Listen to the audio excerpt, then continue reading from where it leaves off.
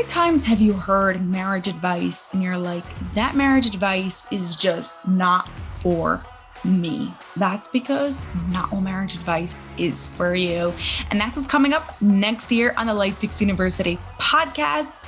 I'm your host, Esty Rappaport, a productivity coach, helping you rewire your brain to be more efficient and effective. Today, we have a couple that have been high school sweethearts and have been married for 22 years and actually published their memoir, The Story of Christina, and Our Marriage, an essay, super cool, about all their struggles and their challenges and their stories and how they got to where they are today. So before I bring them on, if you like anything in this episode, you think that somebody else can benefit from it, just hit share and send it to that person so that way they too can learn more about making their relationship extraordinary while not following every piece of marriage advice. Thank you so much, Eddie and Christina, for being here. I am excited to be speaking with you. You want to start by telling us how you guys met? Oh, yes. Thank you for having us, ST. Thank you. So we met, believe it or not, in high school. We were high school sweethearts, and we met in Brooklyn, New York. So that's where we're from originally. And actually, Eddie was interested in another young lady at the time, and I was with someone else. This was ninth grade, right? So going way back, like freshman year. I think our second or third week. Yeah. Freshman year. We didn't even know each other before that. Yeah. And I just kind of had my eye on him. And the young lady that he was pursuing, she didn't like him. You know, I asked her, said, "Hey, do you like him?" And she said, "No, I'm not interested. Go for it," you know. And so I asked one of my other friends to ask him out for me. So in case he didn't like me, I wouldn't be rejected, you know, to my face. So she asked him and he said, "Sure, I'll go out with her. I'll go out with Christina." I asked, I said, why she not come up to ask me herself? And she said that her friend was shy, Christina was shy. And I'm like, shy? Like, no one does this. So, I said, well, yeah, tell her, I'm willing to go out with her. And ever since then, I've been chasing her. Ever since that day, I've been chasing her. Yeah, so it wasn't love at first sight. So you can be with someone, and now we've been married for 22 years. We've known each other for 30 years this year. And it wasn't love at first sight, but because we weren't, we were with other people, but then, it just kind of had this connection, and here we are, still going. Oh, wow. Yeah, it's still going, so much so that you actually wrote a book about your marriage. Yes, we did. Wow. So our book is called The Story of Christina. Well, we have two, actually. Our first book is called The Story of Christina and I, and it's like a really sweet love story about how we met. First of all, it goes from our history. Our history separately, our backgrounds growing up in Brooklyn, and then how we ultimately met in high school, and then our journey from that point until marriage. So it's a really good love story. If you like the movie The Notebook, it's like that. It's kind of like these star-crossed lovers, and then we kind of just keep missing each other, and then we finally get together. So it's really sweet. It's a good one. And it also goes over the struggles that we went through. We got together. We only had 50 cents. Yeah. So we got married. It was a snowstorm. We eloped. So, we eloped in Philly, jumped into my car, looked in my pockets, only had 50 cents, 2 quarters. So we was broke. As soon as we said I do, we was broke, and I took one of the quarters and called my father on the payphone, and he sent us $50. And our first dinner that night as a couple was KFC. Yep. And we kept moving. Yeah. So that's what we really wanted to share that story, because it's like a real life urban fairy tale we've been told. And, at the end of it, 20 years, we end up having a vow renewal in Disney World. Disney World wedding. Yes. A fairy tale Disney wedding. Yep. Oh, much fun. Oh, yeah. God. So how did you move out of that 50 cent state to really not let that stop you and get in your way of your relationship? Well, she was a Temple. She was a junior in Temple. A senior. Yeah. And I was in the Army. So I just joined the Army in 99 that year. And, we didn't make a lot of money, but You know, we loved each other. You know, we broke up in the 10th grade, 11th grade, but we always saw each other once in a while. We always cared about each other, even though we did other people. She went to college and I went to the Army. And, you know, we just saw each other one Christmas that we shouldn't have seen each other. You know, throughout the book and throughout history, we matched up so many times that we shouldn't have been there. So it was like I look at it like the adjustment bureau. Like, you know, we on this different track, and then, you know, the Lord says, no, you staying on this track. You got to be here to meet with her. And we was in places that we didn't supposed to be at. And, you know, I asked her out the same night. I asked her to marry me, and she said yes. So we went on faith because we knew we loved each other. We didn't want each other out our lives. But, I was working in the military, so at least we had something. Yeah. And we just didn't have something that day until, you know, payday came up for me or something. Right. So. And then, you know, what we did was we planned out our lives together. Like we really are believers in manifestation and, you know, setting out your intention, what you want into the universe and putting those positive vibes out there. But we also planned everything, like put things into action. You know, we decided that we were going to, you know, get our degrees separately. I finished mine first, then Eddie did his bachelor's degree, and then he got his master's and I got my master's. So that's, you know, we just kind of always set out a plan, literally like a 5-year, 10-year, 20-year plan to make sure that we were really making some progress. Yeah, and looking back now, those 20 years actually happened. How much of your plan was the same and how much of it changed a lot? I think it pretty much matched the plan pretty well. Yeah. Except for me getting degrees. In the book, I talked about my upbringing. So I never was in education, but then a moment in my life changed in the military, and I just wanted to go to school, get education. So when we wrote our goals out when we was newlyweds, that wasn't on there. Eddie get a BA or a master's, but she was always going to get hers anyway. So that jumped in the loop. That just made us better, but. We adjusted, and that's the other thing. We adjusted the plan as we went, right? So it really did end up being a lot like what we set out to do in those early years. We just didn't know how, right? So we didn't know the how. Manifestation, right. Exactly. Right. Yeah, we have to be open to being able to come in unexpected ways.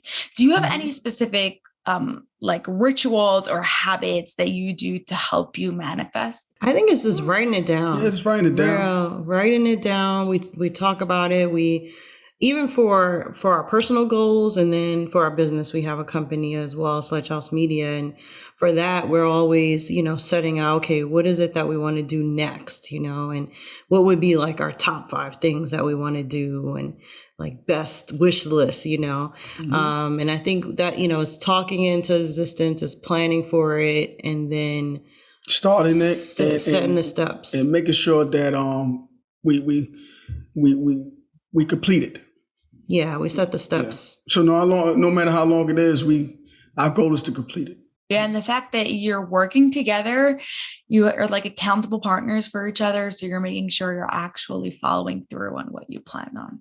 Exactly. Yeah, we was doing that all through our marriage, and we just started our company in 2021. So it came naturally to us to continue that. Yeah. Now, what was your second book that you've written? Yeah. So we also have a essay. It's called Our Marriage, an Essay.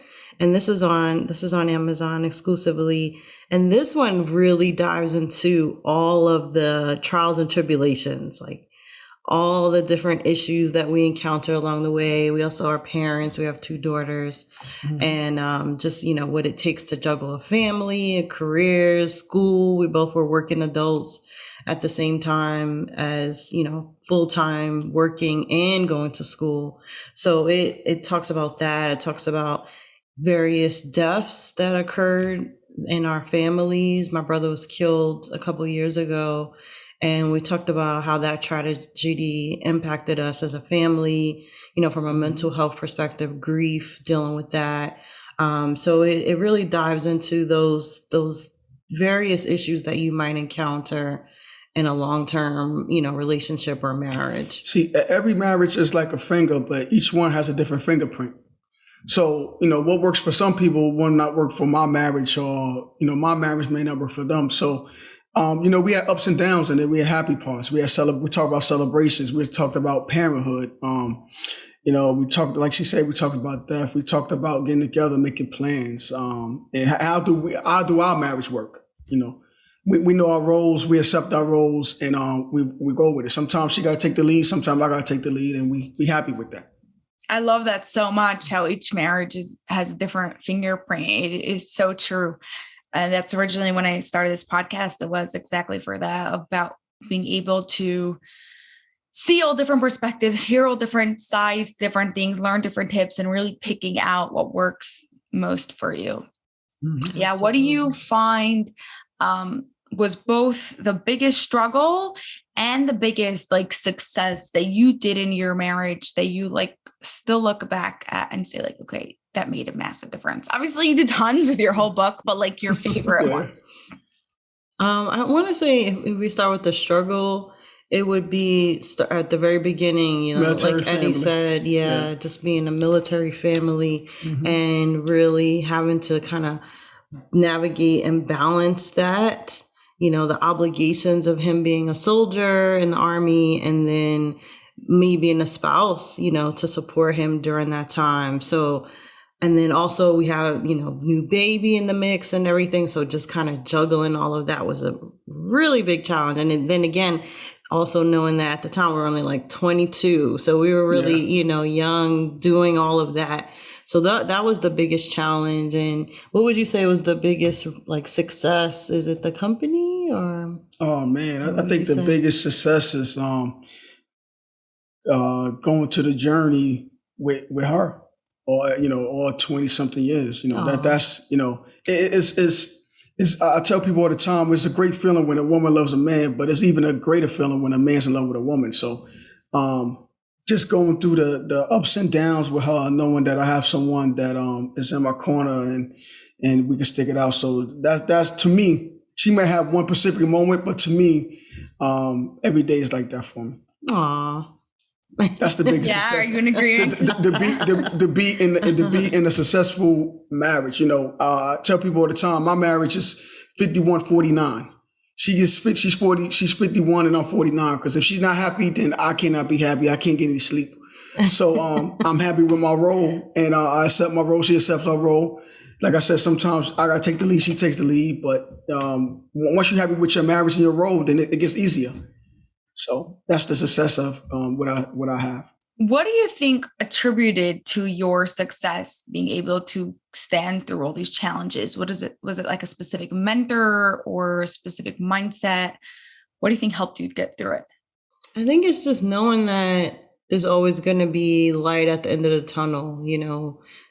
Like Eddie said, just starting out with the 50 cents, we knew, okay, this is the bottom, right? And we can only go up from here. So anything better than that, we can handle. And so we knew that we always kept this mindset of just positivity, and, there's always hope. And there was even a time when we both were unemployed at the same time, which that was always my greatest fear, being married, having a family, and just both of us being unemployed. So we even got through that, so I think, but through it all, I would say that the answer to that question is we just always had positive outlooks, that it was going to be okay, that we would get through it. Yeah. And I think got to a point where we just don't sit there and dwell on it. We know we faced these issues before. We know someone faced the issues before, and we know we can get over it. So we don't dwell on it. We say, okay, we got to tackle it. This is how we're going to tackle it. And have patience and go with it and knock it out. So, yeah, and I think we also expect that bad things will happen. Mm-hmm. It's not going to always be roses and sunshine and rainbows every day. So I think that's the other thing, just to kind of let the realism come in and understand that it's not always going to be great, and there are going to be low times, but you'll get through it. You just have to come together and make sure you're on it together. On the same mindset. Yeah. It's being super realistic, not being optimistic and pretending everything's all fine when things really aren't, and not being super pessimistic that it's going to stay like this forever, because you'll get through it. Yeah. Exactly. Yeah. Yeah. Now, how did you start to build your company, the Sledge House Media? Oh, wow. Yeah, that's a really great story. We started it as a passion project, really just writing the memoir, writing the story of Christina and I. It was something we had on our bucket list, something we always wanted to do as a couple.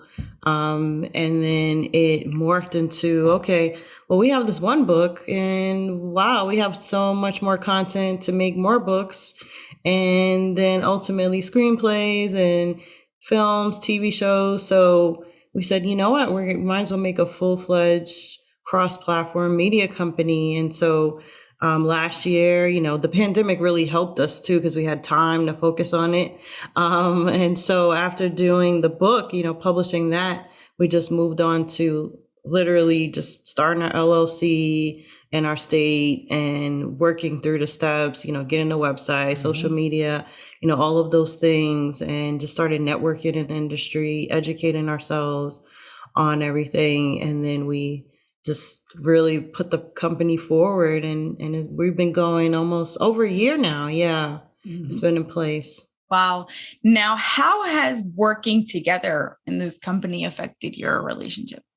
Nothing. I mean, once in a while, see, I'm the head writer, so and she, proofreads it and edits. So once in a while, we bump heads of what's staying in the book and what's not staying in the book. But we I guess because we did this so far, our marriage has always been the same. Before we had the business, it was just naturally coming in like, okay, we know how to work together. The partnership. Yeah. Yeah. I think it was the partnership. And then also one thing that Eddie thought would be a good idea was putting together like a Venn diagram that showed, the two circles where they intersect and how we each have our strengths and what we're focused on, and then showing that intersection of what we do together. And I love that so much. Because we at first we was bumping heads of, I should do more in this area, I should do more in this area. But we know our strengths and weaknesses. And her strength is IT and business, and mine is more writing. So we both give 10% of the other person, help 10% of the other person in the middle of that frame. But the rest of the way, at least we know I had to come up with a plan to say, look, this is your part, this is my part, and we help each other at least 10% of the other person's parts. Yeah. And when Eddie said that, I was like, oh yeah, that's great. And so he had the idea, the two circles. I'm like, oh, Venn diagram. Yeah, okay. And then I, my analytical mind, I'm like, okay, here, let me go put it together. And I created it. And it really did help us visualize and see. Exactly what I was going to say. It's like that visual, I'm like seeing it in my brain, and puts that visualization out there. And you're like, okay, this is my part. This is your part. Yep. Let's get this all super clear. And the middle part is the part that we should help each other out with. So yeah, once we did that, it got so much better. Yeah. Super cool. I'm curious that, like, after hearing this, I'm sure it has like come up in other areas of your marriage, like where you had either these super cool diagrams or way of framing things or something else that showed up and made your life a little bit easier. Could you think of any of them? Yeah, I can think of it from not only from a marriage perspective, but as parents. Again, I'm very analytical. I have the business mindset. So one day I was teaching my two daughters about fishbone diagrams, and that helps with trying to figure out a root cause of a problem, and how do you really analyze it to figure out some solutions. And I literally was sitting at the kitchen island, showing them how to do it. And so I think we always, education is super important to us. Yeah. And, in our marriage together, we talk about so many things and, planning, but then also we share that with our children too. Mm-hmm. And, building a legacy to teach them, those things that we know, because that's going to help them ultimately too. Yeah, we some of our characters are named after our daughters in our books. So, we want to let them know that, you are a part of this legacy. You are Sledge House Media. So, including them and stuff like that. Yeah. Definitely. What are your girls up to? Like, how old are they and what they currently doing? Yeah, so our oldest daughter, she'll be 21 this year. Oh, this month. This month. This month. Oh my goodness. Wow. Yeah, and so she's in college, and then we have our youngest daughter. She'll be 14 In April. In April, and so yeah, they're good students. It's good girls. Our youngest is in a choir also. So yeah, they're just. They're interested in what we're doing, you know, from a movie perspective. They contribute to They give the insights. Yeah, there's a book behind me right here. It's 2 martini glasses right there. That's a holiday book that my daughter, she's a bartender, you know, part-time, the oldest one. And she helped put those drinks together, like mixology wise. Yeah. Cool. So, you know, just collaborate on those type of projects. And our youngest daughter is really into helping us with like the video aspect. She likes that. So yeah. Again, working on every person's strengths and what they're good at. Exactly. Yep. There you go. Yeah.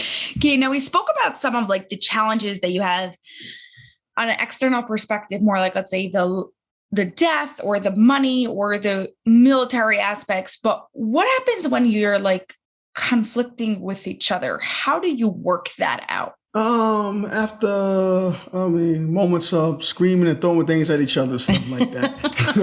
I don't know. I guess we get to a point where we had the time to think and say, okay, yeah, she's right on that, or you know what, he's right on that. We know that we never too far off from each other. Sometimes, just like in every other couple, you know, you got to take a step back and take a breath and say, okay, let me think. You know, she was right. You know, we could do it this way. So it's just, you know, knowing our marriage, saying, you know what, let's take a step back. Let me start thinking. Let's calm down, and then you get to see the other person where, you know, when people argue, it's hard to understand what that person is saying or seeing what the other person is trying to bring to light. They could be right or wrong, but if, you know, you're both talking above each other and you're arguing, you can't get anywhere. So, you know, just like every other couple, got to take a step back and take a breath, and then you can see a clear picture and you listen. Yeah. we learned that because we both have strong personalities. So we're fire signs. I'm an Aries, he's a Sagittarius. So we're both very strong-willed, and so that's another thing that we kind of had to learn. Like, okay, well, you know, let me give you an opportunity to say your piece, and then let me listen, and then I'll say mine, and then we come to a compromise. And it's the smallest things. Like I want to tell you, like literally last Saturday, we were in a furniture store. Yeah. We were buying a dining room table, a new one, and he fell in love with this table, right? But I didn't love the table. But I found these chairs that I liked. And so the salesperson said, well, you can get the chairs that you like and we can get the table that he likes. And I said, okay, are you okay with that? And he said, yeah, I'm okay with that. I can live with that. But when we first started off, it was bumpy because we didn't live with each other. We didn't know each other. We got back together. We couldn't leave each other out of our lives, and you know, we started living together. We didn't know the do's or don'ts of ourselves. You know, literally the next day after we got married, I asked for a divorce because, you know, I was like Pepe Le Pew. I thought that's what you do as a marriage. You know, I never saw a great marriage. You know, my parents, you know, when we talk about in the book, when my mother died and my father was like a single man. I lived around men all day, so I didn't see a marriage. She saw a marriage. And, you know, so I just saw, you know, trying to make sure she's happy and be Pepe Le Pew. And she said she can't do that in public. So we learned from the next day. Yeah, like, you know, like I said, affection. Your marriage, things you did in your marriage or your relationship may not work in my marriage relationship. So, and from that first day, from setting this, she's like, nah, I'm not giving you a divorce. So we've been together ever since. And from that day right there, imagine where your life would have been if, yeah. Right? I mean, I wouldn't sign the papers anyway. I love them. But I think that speaks to, you know, sometimes you go into marriage, especially in the very beginning, right? You have these expectations of maybe something you saw on TV, or, you know, how you have like this fantasy of how marriage should be. And so in Eddie's mind, he's like, oh, well, you know, we can make out all the time, you know, we're going to make out in the grocery store, you know? And I'm like, no, I'm not doing that. So we kind of had to have a happy medium. And so instead of like making out in a grocery store, now it's more about, okay, we hold each other's hand, or, I grab him around the arm like this, or, a kiss or a hug or whatever. That's okay. And I'm okay with that. So we kind of had to figure out what our boundaries were and talking through that. And so over time, it was really about communicating. Honestly, ST, without the communication, we wouldn't know any of this or how to navigate any of it. So it just over time, but you have to be really patient. And it's work, it's definitely work. And you have to be willing to stick with it and just keep going and figuring it out. So now we come to a point where 20 plus years later where, I can have a table and she can have the chairs and we perfectly match with each other. And it's like, that's it, without arguing or something like that. So, Yeah, I'm curious. Like, let's take this one step further. What happens if the tables and the chairs didn't match? Well, we didn't buy those. That's a good question. I think, they kind of didn't match, to be perfectly honest, because they were from two separate sets. And that was the thing. He fell in love with the table and chair set. And I fell in love with the different table and chair set. And it took us like, I don't know, an hour in the store to kind of like but you know what? But you know what? When it comes down to it, if I had a choice between the table she liked and the table I liked, and she really loved that table and those chairs, then I would have caved in like, okay, that's it. But I knew she wasn't really in love with that table, and she knew that I was really in love with this table. And we bought so much furniture and stuff over the years that we know that after 3 years, we're like, why would we buy that? The table we have now, we're like, why did we buy this table? Yeah. So we know over the years learning process that, we have to work together on this. But if push came to shove and she really loved that table and she couldn't live without that table, then I would just give her the table and we would have moved on. And then 3 years later, I would have let her, say why I bought that table. I'd be like, I told you so. Yeah. And that would have happened. Yeah, and that sometimes does happen. Yeah, sometimes I told you. And then I'll say he was right. Yeah, and then you say she was right. Yeah, you were right. You were right. You guys know each other so well. You're really able to like learn from past experiences and be able to predict the future. Yep. Yeah, it's funny. Awesome. Okay, now what's one thing you want to improve in your relationship? Oh, that's a good question. I don't even have to think about that. I want to improve. You could always improve on communication. Not communication, but I don't know about every match, but I think you can always improve on maybe listening a little bit more. Yeah, listening. Yeah, I think because we have such strong personalities, we do try to get our point across. Yeah. And plus life is changing. Now we have a daughter. The things that we did when we was 21, 22, eloped and stuff like that. Our family was mad about it and all that stuff. So having an adult daughter now, you start seeing you're not what you call it. You're not a parent anymore. You're more like a manager. Well, when you're a parent of children, and I would say like teenagers, you're more like a manager for them. You're kind of managing life for them.